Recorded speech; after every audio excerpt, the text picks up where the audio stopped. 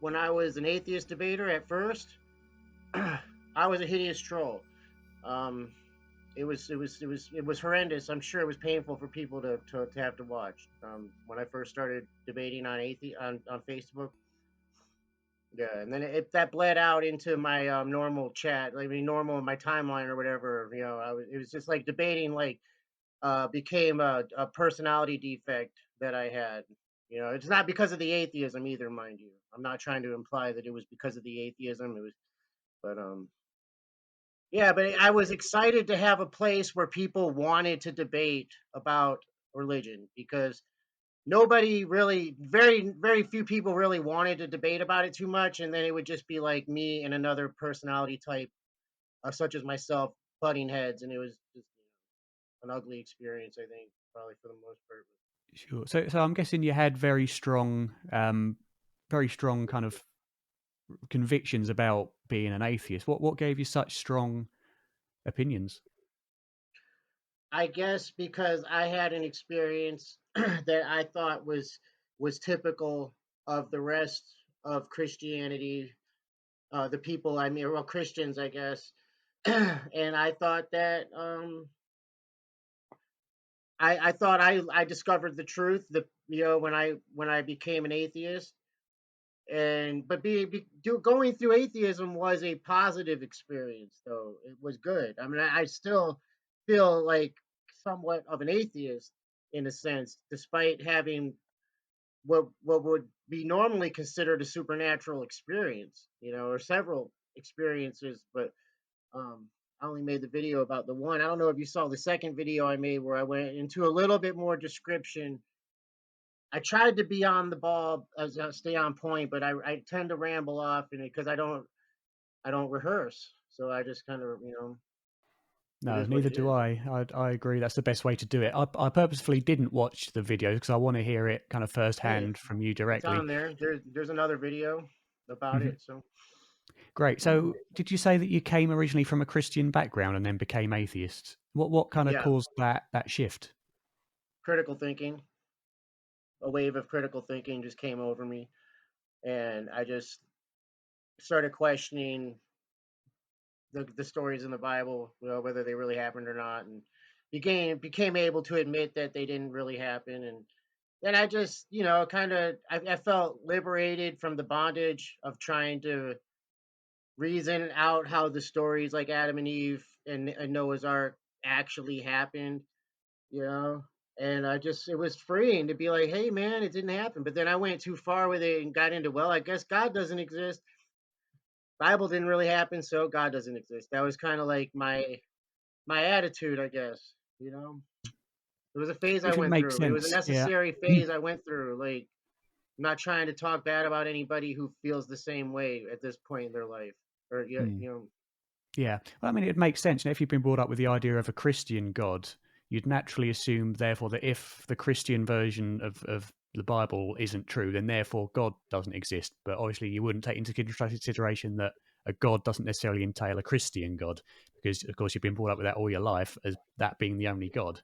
So, of and course, I you'd I therefore think it assume still there's no such stains thing. the community. That Hmm. I'm sorry, I didn't mean to cut you off. That That's fine. sentiment That's fine. is as a stain in the atheist debate community. Is they're constantly debating against the existence of the Christian God or Judeo-Christian Islamic God portrayed in the Hmm. Bible. Like, Yeah, yeah, and I agree with you that I also don't believe that any of the religious versions of God is correct, and especially from a kind of a morality point of view. And as you say, I haven't read the Bible, but I know enough about it to consider that it's at best metaphorical and at worst kind of fable. But it's everything. It's whatever anybody looks at it as, they are correct. If somebody looks at the Bible and they're like, "Man, that's shit," they are correct. I view the Bible as a brilliant, like a piece of literary work that only it's godlike. Okay, let me put it to you like that. That's my point of view now. You know what I mean? But that doesn't mean when someone else says the Bible is shit, they're wrong, and it doesn't mean that they're shit either. You know, so, what sort of things would you debate about on Facebook, and what kind of statements would you make? When I was an atheist debater, When you were a strong atheist debater. it's almost like I don't even want to breathe life into that mentality again. But I had some zingers, like, I had some stuff that, to me, victory was if the other person didn't come back, or if they didn't, if they came back and it was obviously a cop out. If they, you know what I mean? Like, I didn't have to have the last word, but I had to have the last definitive word. You know what I mean? And it was, I don't agree with how I did it back then, but at the same time, it's like I like where I'm at now, so it's hard for me to be like, man, I shouldn't have did that, because you know it's part of who I am now. So I'm not trying to like, I don't want to criticize people that are doing some of the same stuff I used to do. You know what I mean? It's not like I'm better than them by any Mm, means. mm, mm. And certainly, it is a common kind of mentality on the internet, especially for what well, I don't really consider it debating, as you say. I consider it more kind of just fist fighting. Debating is being open and considering. But there is, a lot of that currently online, and it can be, and certainly is, more destructive than critical. But as you It's say, sad to it's me. not necessarily. It's an understandable position to take, especially when you're, I suppose, exposed to the very popular, loud atheist figures that do work that way. It's sad now that I've reached this point to see the way people communicate on social media, and it's Mm, sad to me. Let me just put it to you like mm, that. mm. But I suppose being kind of one of those people is for you a good thing because you came out the other end and were able to then identify and learn from it. Whereas a lot of people don't have that ability. They find themselves stuck permanently in that mindset. I was there. I mean, in a way, what freed me from the debate groups was going to college. When I started going into Facebook, I was injured. My shoulder had been replaced. I was immobile. And then I mean, I moved to New Hampshire from Florida, where I lived for 26 years. I lived in Florida, and then I moved to New Hampshire, and I didn't know anybody. And I didn't really want to go out and meet people because I wasn't sure where I fit in. So um, yeah, I was home a lot, and then I started going to college because there really wasn't any work for me with a shoulder injury. I couldn't do physical labor and stuff, so I had to figure out a job to do using my mind. So I got into behavioral science. That opened me up to a lot. Um, the knowledge I learned taking the behavioral science course. And then because I was so consumed with being a full time college student, I didn't have time.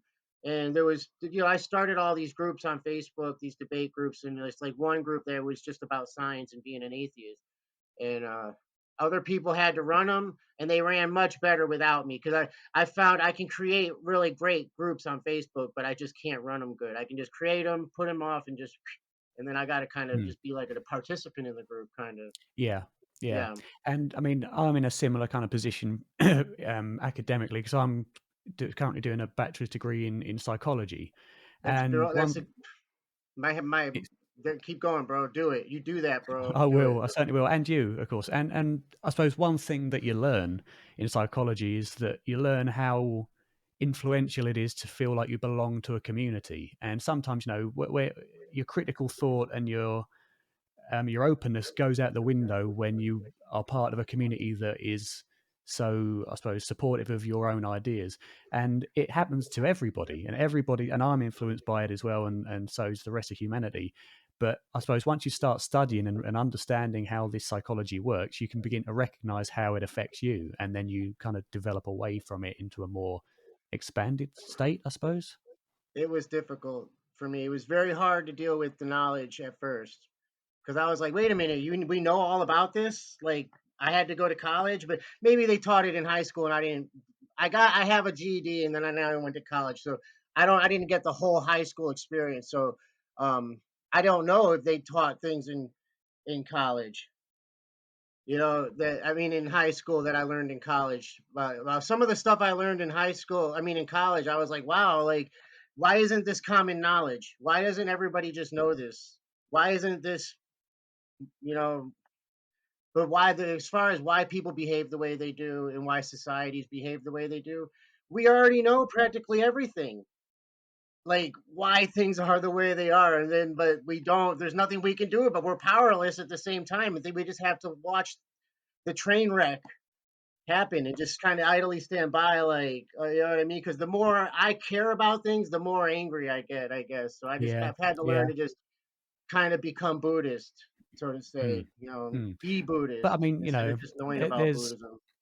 yeah, I suppose there's a difference in being being aggressive with your thoughts, but not being aware that that is part of you. Kind of the way of developing beyond being, I suppose, toxic to use that word, or trollish, I suppose, to use that word as well, is to recognize that it's it is not unusual. It's a part of who you are that can be worked on. It's not something that I suppose it is unworkable, if you know what I mean.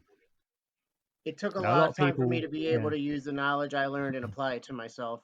Just mm. knowing it, just knowing the knowledge, uh, I wasn't handling it correctly and I acted inappropriately, but I was able to get it together and now I can apply the knowledge I learned and become Yeah, well, that's civilized. the difference, isn't it? You were able to recognize that in yourself and rectify it. A lot of people never reach that ability to do that, which is all props to you because it's very difficult to do until you have some sort of experience or you kind of apply that knowledge that you've learned.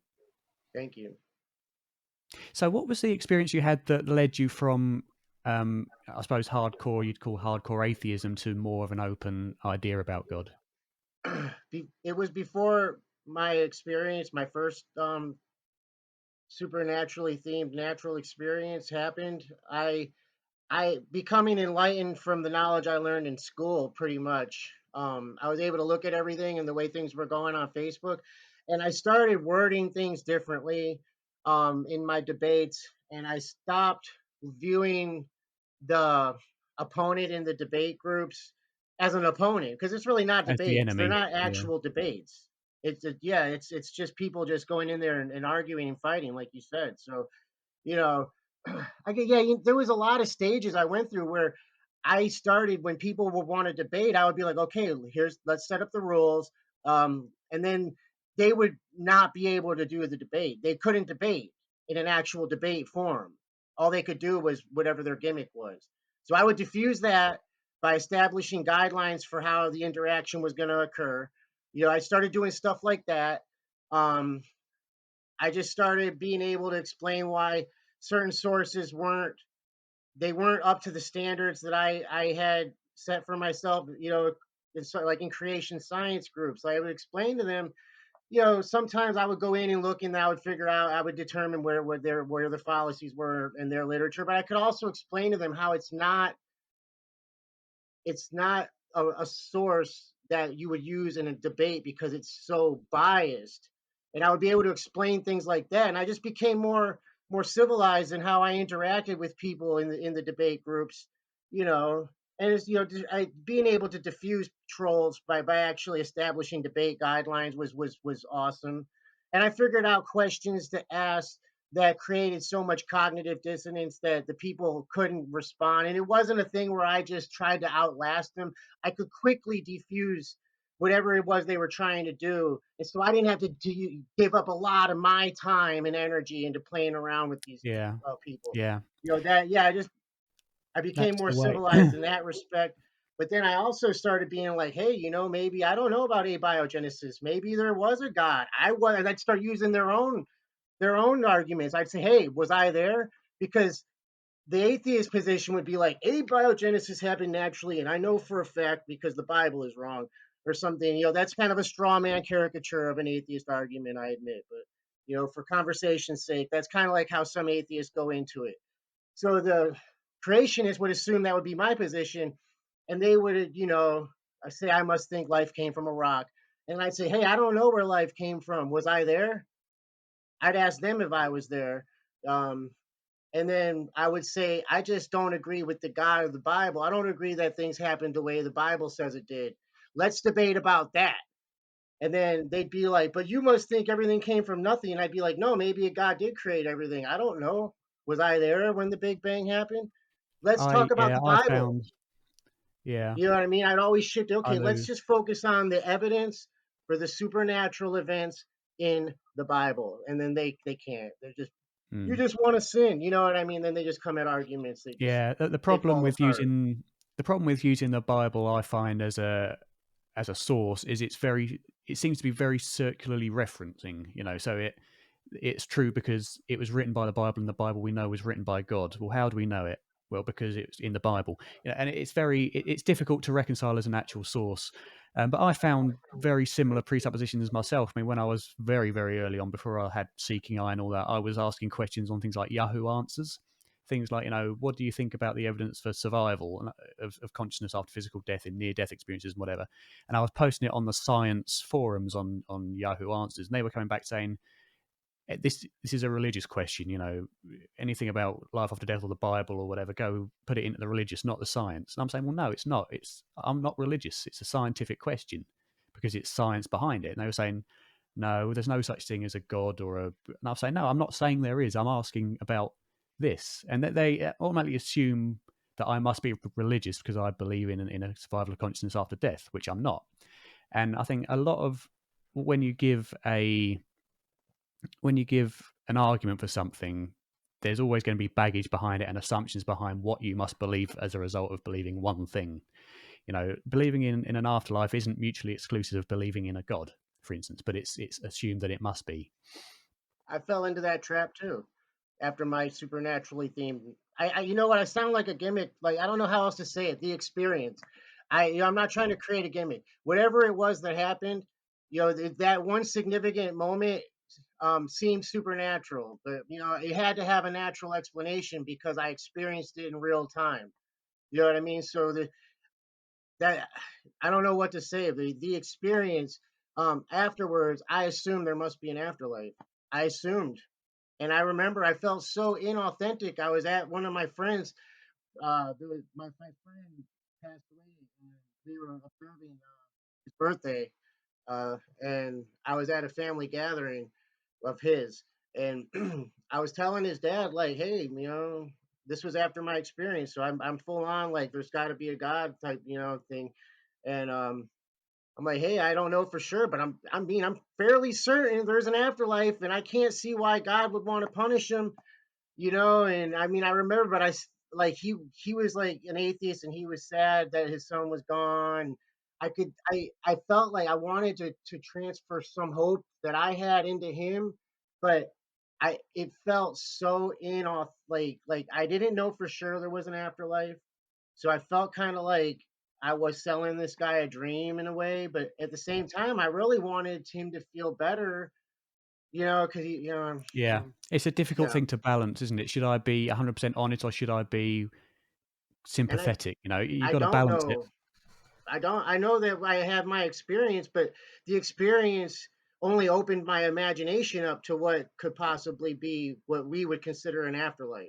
Yeah, You know what I I mean? But mean, I you don't know, know what's happening. We could die, and that's it. no, We're just a lump of mm, inorganic matter or we whatever, could. and that's I it. mean, you I know, don't the know. thing, I think the You know? one fact that people, especially those that do debate online, need to admit is that nobody on Earth knows if there's a God or if there's some sort of life after death. Nobody knows. We can't know. It, But you you know, could, plus you could also get into long philosophical discussions about what constitutes a god anyways, if there is no such thing as the supernatural. But say my experience is true and it really did happen exactly how I say it on the videos, what would constitute a god in that respect? What person or agency that could do that, would is that a god? Is that what might as well be a god, whatever that agency or person is, even if it is entirely natural? indeed, it's a big question. So, what was the experience, if you don't mind describing it from start to finish? Okay, I mean, I don't want to. I have a tendency to ramble. I don't know how long you want to make the video. Try to keep me on point. Then, if I start veering off, I need you to help me with this. Then, okay? I'm sitting in the room where it all happened, Um, there was a book, a table, like a shoe rack, but it's like it didn't serve its purpose as far as shoes go for me. So I started using it for other purposes. And the top of it was a flat surface. Um, it's right there, it's standing right over there now. Anyway, it was over here. It's like a foot wide and I don't know, 20 feet or 20 inches long. I don't know, man. It's not very big, but um, it was a crazy day.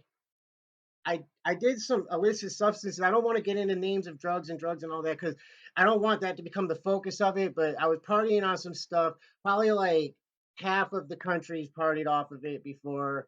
Uh, yeah, I used to do drugs. I'm not a drug user anymore.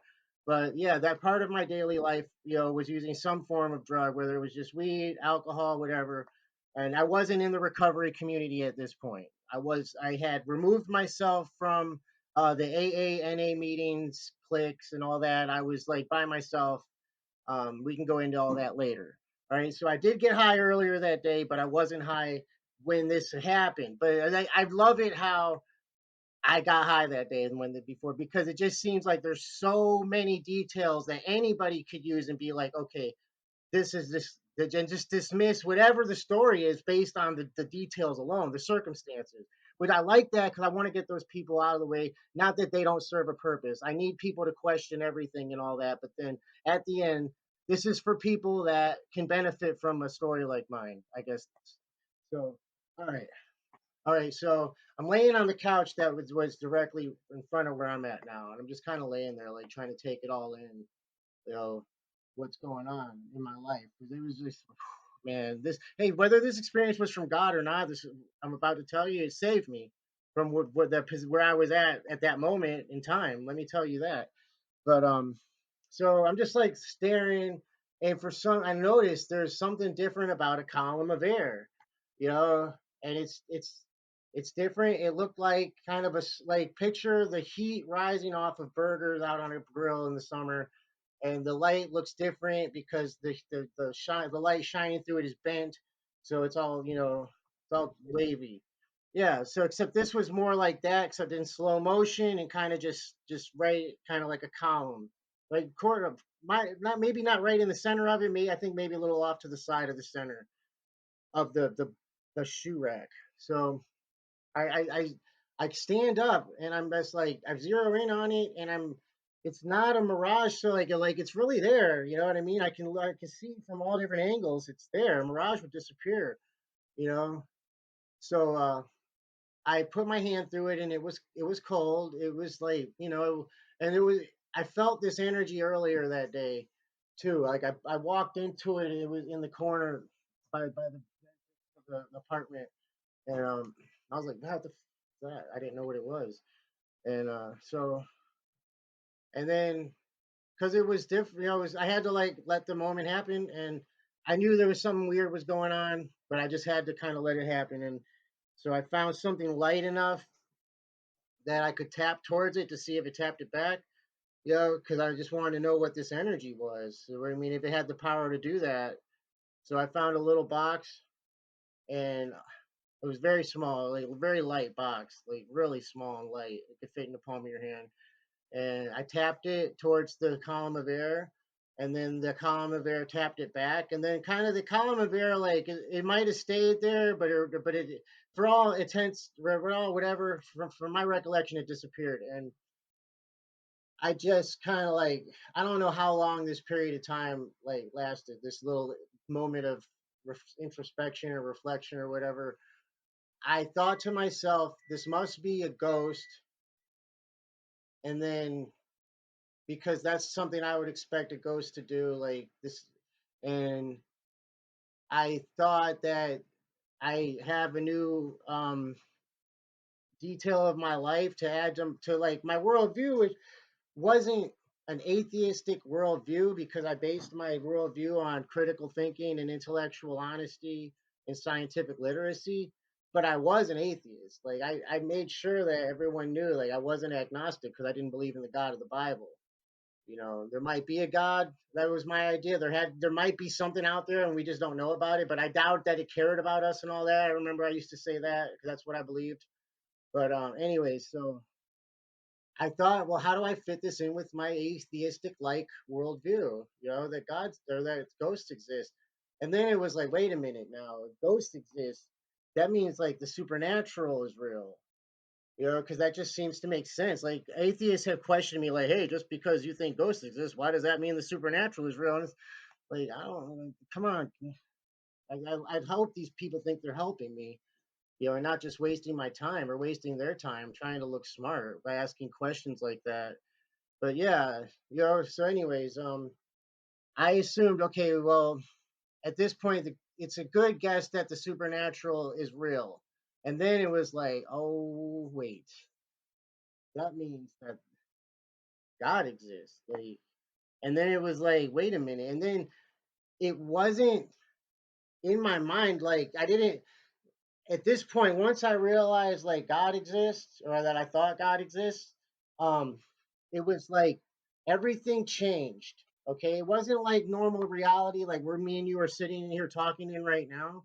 It was like I either a consciousness entered into the picture or I entered into its consciousness, but I felt the presence of a consciousness in the room, like literally in the universe, like for all wherever this everywhere was everywhere was the universe. Like I remember it seemed like my kitchen was like a desert. Like when I looked at it, like I was looking out into a desert at the same time while I was looking into my kitchen from like right over there.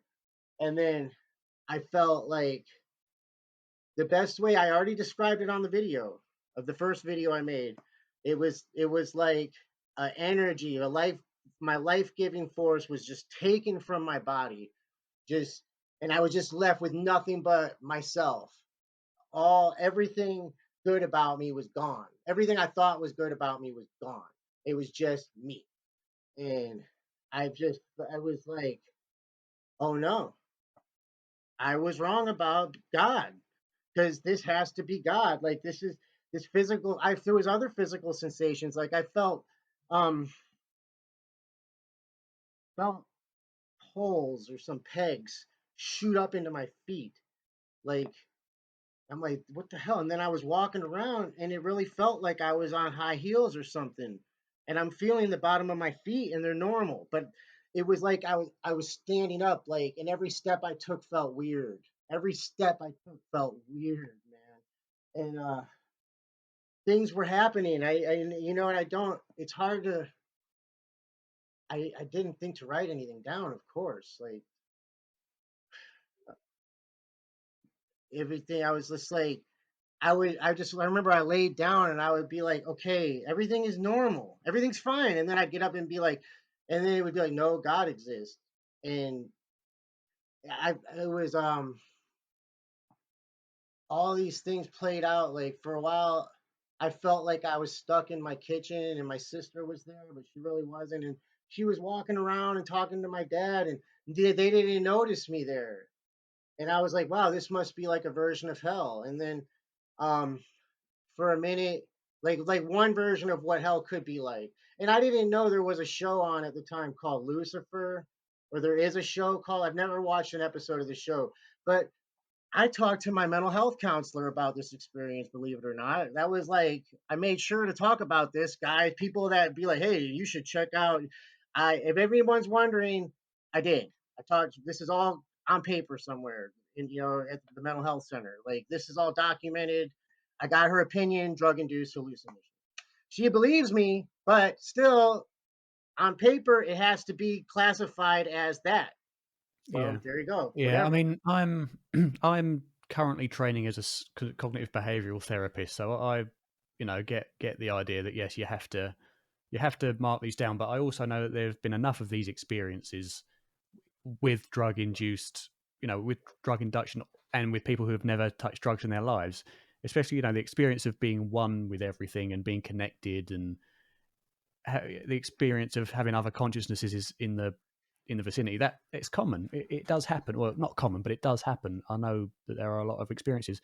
What was, I mean, just to kind of look at the possibility of a drug-induced hallucination, are you happy to say what drug, was it a psychedelic drug you'd taken earlier that day, or No, was it, do you know, could you it was remember a what type of drug pharmaceutical it was? drug. It's pharmaceuticals. Something you get out of Right. the pharmacy. But that's all I'm going to get into as Yeah. far as that. But Yeah. so what was it, a sort of drug that could potentially induce this sort of thing? No. No. And how long ago did you take the drug to when the experience happened? Like 6 or 8 hours earlier. It wasn't there anymore. It run its The course and it wasn't feeling wasn't effective anymore. there. I didn't Yeah. feel it anymore. Okay. So yeah, I mean, given that, But I still got to be it, honest and admit it that there was there just because it's someone I don't need someone to do a bunch of research and be like, oh, he's hiding the fact that he did this one drug earlier that day. yeah, yeah, yeah, yeah. Got him. I'm putting it out there. It happened, but Mm, if that's what if you see that's what it is. If anyone's already decided it's the drugs, thank you for your contribution. You know what I mean? I'm yeah. not going to argue with you. I'm not. You know what I mean? I It's mean, like it, I only it, want to talk to people that want to help me figure out the natural explanation for what happened. mm, You mm. know, that's I it. mean, it a could be the drug. There's always a possibility, but there are enough of these experiences that take place with people that haven't had drugs, with very similar explanation or very similar experiences where drugs aren't the I don't think explanation. the drugs are necessary, honestly, in my opinion. If what I Mm. experienced is happening was true, all of the Indians and their experiences on shrooms and Hayakusa and DMT and all of those experiences could have happened without the drugs. That's my Hmm. opinion. That whatever, Yeah, yeah, I agree. if there's And a yeah, yeah, it's just that it's convenient. The have them having done the drugs first makes it easy for non-believers to dismiss their stories as being just hallucinations. mm. But a That's lot how of I these look at it. experiences Yeah, take place, naturally through meditation and things like that. People and that meditate we for years. it's just like placebos, right? Mm, That's a real thing, and that we can heal ourselves. You know, with whatever we don't really need the medicine if we believe in it. If we believe we have the medicine. So whatever the chemicals that make the hallucinations the Indians see are probably within us already. And then the mm, drugs just act as a catalyst, to make the things happen. But if there's that's really right. an agency Yeah. like what if there's an agency responsible for my experience, they could make it happen to the Indians without the drugs being present. Mm. And if I mean, a lot of people try to explain these things away as drug experiences or psychedelic experiences, which, okay, let's say they are. There's a big debate over what psychedelics and what drugs actually do. I mean, do they, for example, do they change our brain chemistry to create hallucinations? Another explanation is that they open us up to experience more of reality, which would imply if you want to say supernatural experience, a supernatural experience. But to me, I don't like the term supernatural because to me, anything that happens is natural because it happens. It's Right? just that paranormal aspects are a part of nature that as of yet hasn't been explained and that is natural, but we don't understand the nature of yet. Have you got into theoretical physics and quantum physics? Have you looked into it? Like there's what they talk about in theoretical physics, and this is I'm glad I had enough time to read all these books about quantum physics and stuff like that, and general relativity and special relativity, because now I have a better insight on if there is a natural agency that made my experience happen. What could they have done? Because there's all these constructs in theoretical physics that the mathematics works out. It's only the sophistication of our measuring devices that prevent us from being able to do experiments. What if there is another race of species out there that already figured out how to manipulate space-time, and maybe they can see us through the quantum foam?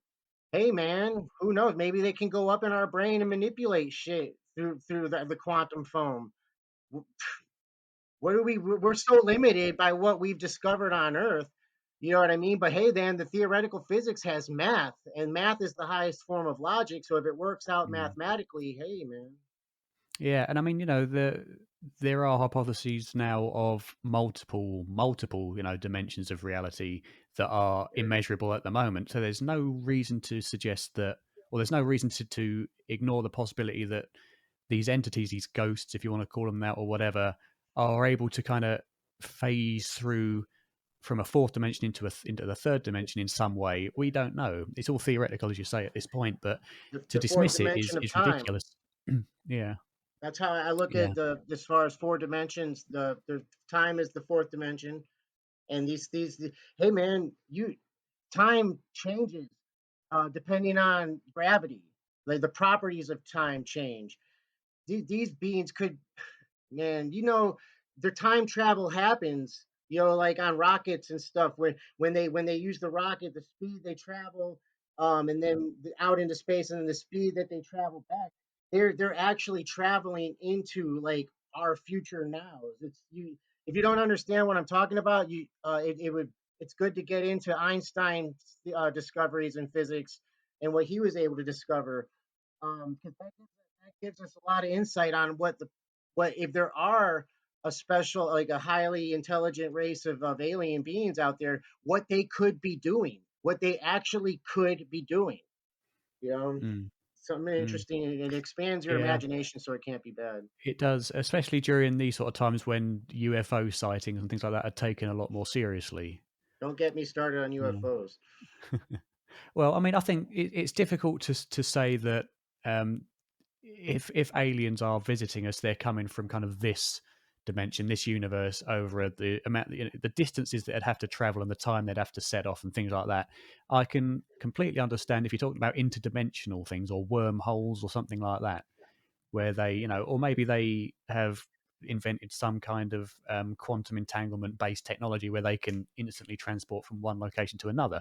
That Man, would they're make more proving sense to quantum me. Yeah. entanglement with actual particles, like not the their quantum entanglement is being proven. uh I got to start reading more about. I put like quantum physics and all that stuff on the back burner and started learning about other stuff.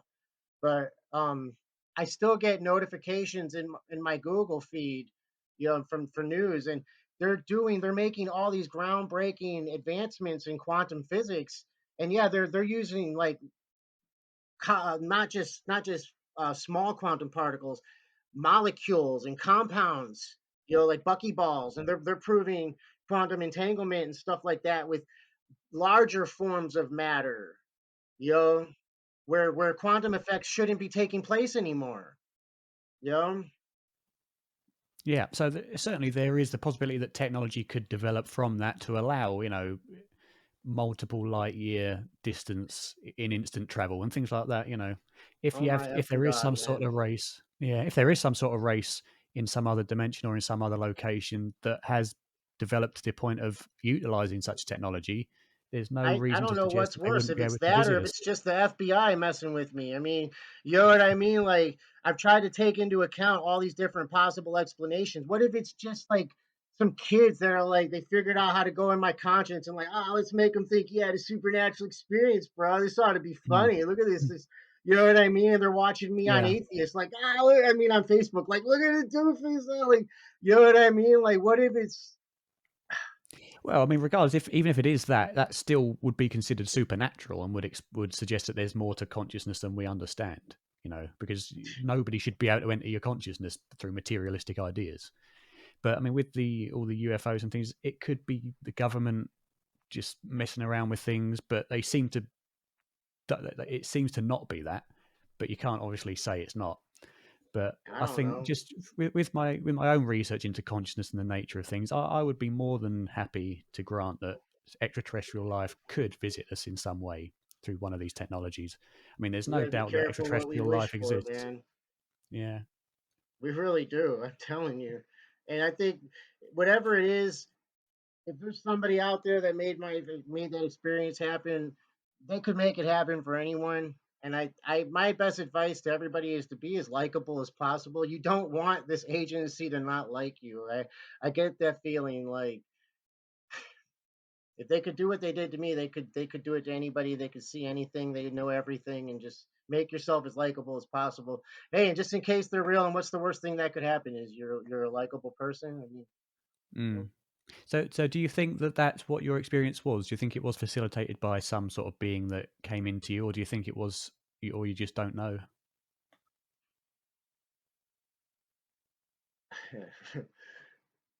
I'm gonna I'm gonna answer you like from the point of view that I had right after it happened. You know what I mean? That's what I'd rather do that, and then rather than tell you how I feel right now. To be honest with you, um, after it happened, I figured there must be a God, um, and it liked Buddhism, and that Buddhism was the this is classic stuff. This is how this is classic stuff. Well, I'm just gonna go with this moment. We can work out the details later. Um, I thought Buddha was like a form of Jesus that came to save the world, and that Buddhism was the correct religion. And it was not only Buddhism; it was my form of Buddhism that I liked, Mahayana. Well, no, wait, I didn't really like Mahayana yet. That's right, that came later. I thought I was a Buddhist because I knew about Buddhism and I thought it was cool. But so yeah, then I was kind of nudged towards Mahayana Buddhism doing my studies, and I was like, yeah, this is what it is.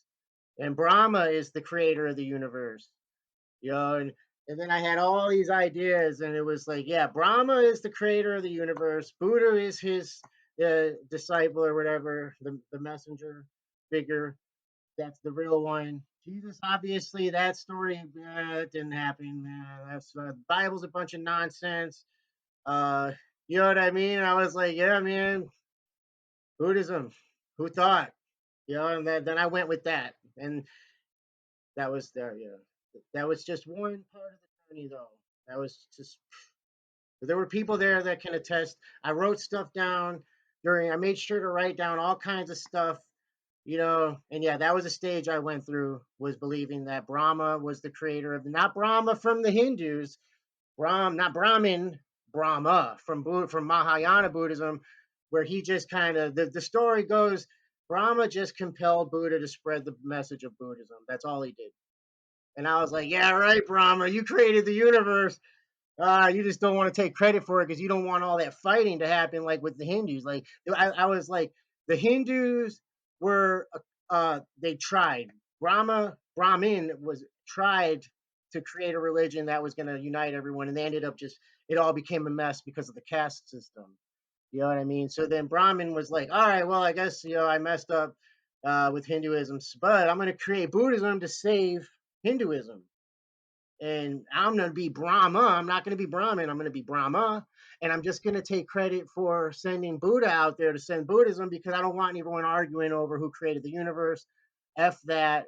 That's a stupid argument. I'm talking from the point of view of Brahma. This was Brahma's reasoning. Okay, I don't want people to believe in gods and stuff, so I'm going to have Buddha spread the message of agnosticism, which is to the point of practical atheism, because that's kind of the message in Buddhism is, hey, let's not worry about the gods, let's just worry about reincarnation and try to hit enlightenment. Still got to have a carrot to chase after. You know what I mean? It can't just be virtue like the Greeks, just virtues doing good for the sake of doing good. So I don't agree with reincarnation, the concept of it. But anyway, so yeah, that was where I stood on that. Brahma was the real creator of the universe, pretending to just be like a spirit that told Buddha to go preach atheism. Yeah. So why did Buddhism specifically attract you after the experience? What? Why did Buddhism specifically attract you after the experience as opposed I to was already Hinduism a or Buddhist. Sikhism? That should have pointed Ah, that out. That's classic. Like, so now I understand why when people have those types of experiences, of course it's always the religion that they believed in. You know what I mean? Because I had the same experience. I mm-hmm. did. I just told Yeah. you about it. Yeah. So I, are you I didn't still? believe in Mahayana. I was just I believe in Buddhist teachings and that's it. F Mhm, reincarnation. You know, mm, mm. that's not So do you anything. still consider yourself? Do you still consider yourself Buddhist? I, much more than I wasn't a Buddhist Mm-hmm. before. I just knew about Mm-hmm. it. Mm. A Buddhist lives Buddhism. It's not just something you know about and like and think it's cool. Yeah. You know what I mean? Yeah. A real Buddhist lives Buddhism. You live the Eightfold Path, which is the will of God, as far as my understanding of God is concerned. Mhm. You know, So why, I suppose, if you are following, I suppose, the lifestyle of Buddhism, why does reincarnation, the idea of that, not make sense to you? I think it's a relic from the past where people had to be um, motivated to do good. But I mean, in a sense, like I thought about it a lot. Reincarnation is still kind of atheism in a way because when you die, whatever you don't know what you get reincarnated as. You allegedly, like I guess for like I don't know, 99.99999% or whatever. And some people, I guess, allegedly do remember their past lives or something. Like I don't know if any of that is all true or not, but um, for all intents and purposes, uh, when you die, even if reincarnation is true, when you die you become somebody else. The you were is dead. You don't remember anything about it. Your soul or whatever transmits or transmigrates to another body, another vehicle, and then you keep on going towards. So it's not really selfish in a sense because you're giving whatever goodness you have when you die to the next body that your soul goes into, I suppose, or spirit. Like that's like I guess a more mature way to look at reincarnation. But still, a lot of people I think would to that would need to be motivated um to by some reward to do good would could see like could look at reincarnation like that, like it's a Yeah, reward system, you absolutely. I mean, know. if you have to be rewarded with something to be good, you're not being good for the right reasons. You know. Sort of. It's one of those Mm, philosophical questions that people could mm. talk about for hours. Yeah, and I suppose the reasoning behind reincarnation is a secondary thing to what people believe. Although there is certainly, I think past life memories. The scientific inquiry of past life memories is perhaps one of the strongest forms of evidence of survival out of the University of Virginia. I don't know if you're familiar with it, Jim Tucker, Ian Stevenson. I don't It's think I've heard of worth it. looking at. Worth Okay, I'll looking at look because it's into it very, definitely. very, Yeah. very strong evidence. Very strong. I've read a book Very about worthwhile. reincarnation and some of the anecdotal evidence for it, and it seemed convincing, but it was still anecdotal evidence. So, like, that's why I Mm. don't present my experience as actual evidence for anyone else to believe. Because I know better. Yeah, An atheist doesn't I mean, accept and anecdotal evidence, well, as evidence. ane- ane- anecdotal evidence it's kind of a grey area because it is valuable because all science begins with anecdotes. However, things like reincarnation or past life memories, say near death experiences, some of them I wouldn't class as anecdotal because there are veridical aspects to it. Things that have been verified by third party verifiers. So to me, that kind of takes it beyond the realm of anecdotal evidence. But if you're not familiar with the research, you wouldn't know. So it's certainly worth looking at it. But I think the argument that anecdotal evidence is not valuable is a nonsense argument, to be honest. It's only valuable for me, really, because it's just a gift you can't give. You know what I mean? Mm. Like Mm. that's all it is. Like so, I don't Yeah. understand people that claim to have had supernatural experiences and then look down on other people that don't believe them. Like, Mm. hey, you get over it. They I don't mean, believe you. I Move mean, on. yeah. You wouldn't believe Personal, someone else. Like that's I didn't believe anyone else ahead of me. So why am I gonna all of no, a sudden expect people to that's it. believe me? You know? Personal experience will convince the person that experiences, but it's not evidence to anybody else because it can't be. Nor You know, should it be. I think nor should it be. The Yeah. value of anecdotal experiences come in the number because the more you have, the more kind of people will begin to think, well, maybe there is something going on. We need to explore it. That's why all science begins with anecdotes. It's just that when these anecdotes are experienced by a lot of people, it would indicate that there is something generally worth researching here. Well, So, as far as proof for whatever is concerned, the evidence that I have, as far as the law of cause and effect being real, is my life since this experience because it compelled me to behave morally, and it didn't happen immediately. Obviously, anyone will attest that I behaved immorally after this experience. But eventually, it set me on the right track to where I can say now I'm living with pretty good morals, and I'm using pretty good logic to justify my behavior, and I'm always open to criticism. And this is a good result like from that experience. And I think the law of cause and effect is real if you include it with the moral code, which I just want to say I don't think having sex is immoral. I just think lying to have sex is immoral and being dishonest to get sex is immoral. But having sex is moral. It's fine. I don't have a problem with sex. Of course, there's always if you do anything too extreme, it can't be a good thing, sex included. I just want to get that out of the way. So when I say morals in the future, people don't think I'm talking bad about sex. All right. But I've seen such good results from um, just letting the law of cause and effect happen and following the moral code. And I've had to use really, really good logic in order to have good morals. Because I couldn't justify doing BS I knew was wrong, you know, using good logic. So I couldn't have good morals without the accompanying good logic. And then in order for my effects to be good, the results I had to purify my motives. So when I go into different projects and situations and events, I make sure that I just don't have any motives as far as like trying to look smart or get women or things like that are concerned. I just go in with the purest motives that I can, and I'm getting much better results than the results that I got before I took all those things into account.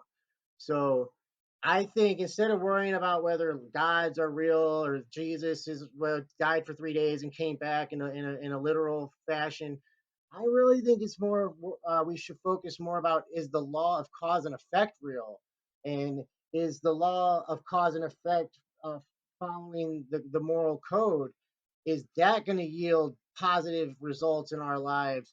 Is that an actual force of nature?